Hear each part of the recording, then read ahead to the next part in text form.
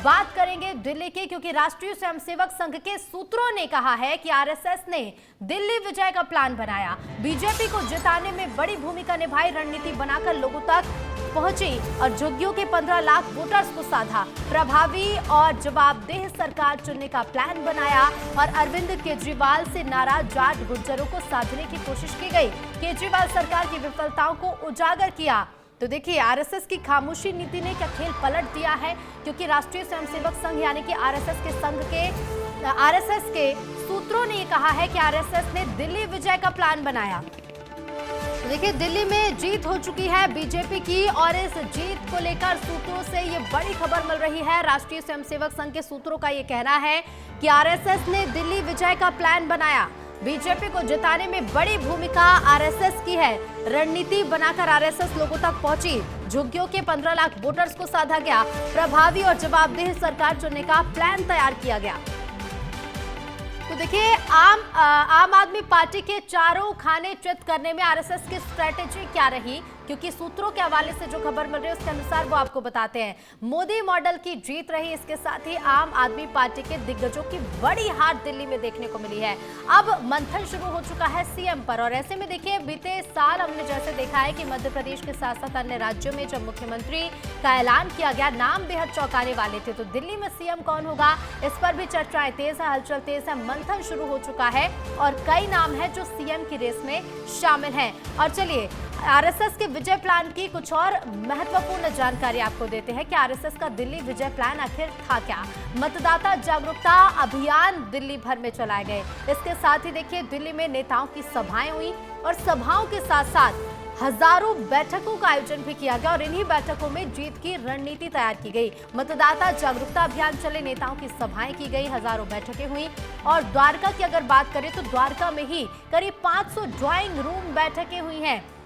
दिल्ली को जीतने के लिए आरएसएस की क्या रणनीति थी और किस रणनीति के तहत काम किया, वो आपको बता रहे हैं। स्वयं सेवकों को झुग्गी झोपड़ियों तक पहुंचाया गया, वहां के लोगों तक पहुंचाया गया और लोगों में स्वच्छता, पानी और स्वास्थ्य सेवाओं पर चर्चा की गई। लोगों के बीच इन मुद्दों को उठाया गया कि दिल्ली में स्वच्छता, पानी और स्वास्थ्य सेवाएं किस स्तर पर हैं। प्रदूषण और यमुना की गंदगी को भी मुद्दा बनाया गया, क्योंकि यमुना की सफाई को लेकर लगातार सरकार पर आरोप लगते रहे हैं और ऐसे में प्रदूषण और यमुना की गंदगी को बड़ा मुद्दा बनाया गया। चुनाव से पहले जातिगत मतदाताओं पर फोकस किया गया। आरएसएस की मदद से दलित वोटर्स बीजेपी के साथ आए और बीजेपी को जाट वोटर्स और गुर्जर वोटर्स का भी साथ मिला। 360 गांव और 36 बिरादरी ने बीजेपी को समर्थन दिया, जिसमें 14% जाट और 11% गुर्जर को टिकट भी दिए गए। नतीजे जो सामने आए, उन नतीजों में देखिए 22 से 25 सीटों पर सीधा असर देखने को मिला है। दिल्ली के बाकी राज्यों से ओबीसी नेताओं से प्रचार कराया गया, चाहे मध्य प्रदेश के सीएम डॉक्टर मोहन यादव हो, चाहे दूसरे राज्यों के सीएम पहुंचे दिल्ली और उसका असर भी देखने को मिला। और यही वजह है कि इन सभी कारणों की वजह से बीजेपी को बहुमत दिल्ली में मिलता हुआ नजर आया है और 27 साल बाद बीजेपी दिल्ली में सरकार बना रही है। लेकिन आरएसएस के वो एक्टिव संगठन कौन से हैं जो चुनावी प्रचार में नजर आते हैं या फिर जमीनी स्तर पर काम करते हुए नजर आते हैं? तो चुनाव में आरएसएस के एक्टिव संगठन कौन से, वो भी जान लीजिए। पहला संगठन है सेवा भारती। सेवा भारती के साथ साथ लघु उद्योग भारती भी आरएसएस का ही एक संगठन है। राष्ट्र सेविका समिति भी आरएसएस का संगठन है। भारतीय मजदूर संघ और इसके साथ ही विद्या भारती और भारत विकास परिषद, ये हैं आरएसएस के संगठन जो चुनाव में एक्टिव नजर आते हैं।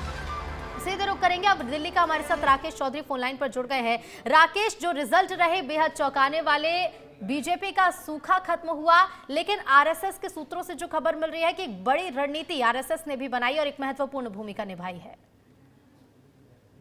बिल्कुल ऋतु, ग्राउंड जीरो से लेकर बूथ मैनेजमेंट तक का काम जो है आरएसएस ने संभाला इस बार और इसी का नतीजा रहा कि दिल्ली में 27 साल बाद बीजेपी की वापसी हुई है। न सिर्फ वापसी हुई है, ये प्रचंड जीत दर्ज की है। अब संघ ने कैसे भूमिका निभाई, अगर दर्शकों के मन में ये सवाल है तो संघ ने ऑक्टोपस की तरह इस बार दिल्ली के हर एक बूथ तक, हर एक इलाके तक पहुंचा है और संघ से जुड़े और भी जितने संगठन हैं सभी ने महत्वपूर्ण भूमिका निभाई है। या तो ऑटो ड्राइवर्स को साधने की बात हो या महिला वोटर्स को साधने की बात हो और सबसे जरूरी जो स्विंग वोटर 18% हर चुनाव में बदल जाते थे, संघ ने उस पर फोकस किया और इस बार जो लोकसभा चुनाव के दौरान बीजेपी को मैंडेट मिला था वो वोटर्स को टूटने नहीं दिया और इसका असर देखिए कि बीजेपी को 48 सीट मिली है।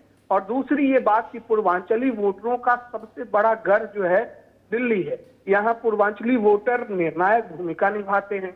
इस दौरान संघ ने उस पर फोकस किया क्योंकि आम आदमी पार्टी के खिलाफ नैरेटिव गढ़ने में आपने देखा होगा छठ के दौरान जितने भी पूर्वांचली वोटर थे वो काफी नाराज नजर आ रहे थे क्योंकि यमुना की सफाई नहीं हुई थी और लोगों को आर्टिफिशियल घाट पर जो है छठ पूजा मनाना पड़ा। तो इसके बाद लोग परेशान थे, तो इस चीज को आरएसएस ने अच्छे से समझा और ग्राउंड जीरो पर उनके संघ के जो लोग जाते थे, 3-4 लोगों की एक टीम जाती थी, उस जगह पे लोगों को बताया जाता था कि देखिए पर्व के नाम पर ही वोट करिए, अगर आपको यमुना की सफाई चाहिए तब आप बीजेपी को वोट करिए, छठ महापर्व अच्छे से मनाया जाए इसलिए बीजेपी को वोट करिए।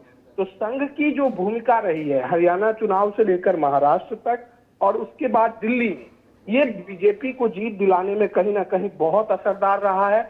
और देखिए संघ ने खुद ही ये जिम्मेदारी ली थी कि बीजेपी कार्यकर्ताओं के साथ संघ के लोग भी बूथ मैनेजमेंट करेंगे। और ये बात मैं ना कि सूत्रों के हवाले से बता रहा हूँ बल्कि एक बहुत बड़े वरिष्ठ पत्रकार से मेरी बात हो रही थी जो संघ से भी जुड़े हुए हैं, उन्होंने भी बताया कि संघ ने बिल्कुल ऑक्टोपस की तरह हर एक मुद्दे को उछाला है। पानी की किल्लत जिस इलाके में है वहां भी संघ ने डेरा डाल दिया था। 2500 से ज्यादा बैठकें हुई है, 500 से ज्यादा ड्राइंग रूम बैठकें हुई है, इसलिए कि वहां रणनीति तैयार हो ताकि बीजेपी जो 27 सालों से सत्ता से दूर है उसे वो जगह मिल पाए। और देखिए उसका नतीजा हुआ कि बीजेपी को सब कुछ मिला है जो दिल्ली में बीजेपी चाह रही।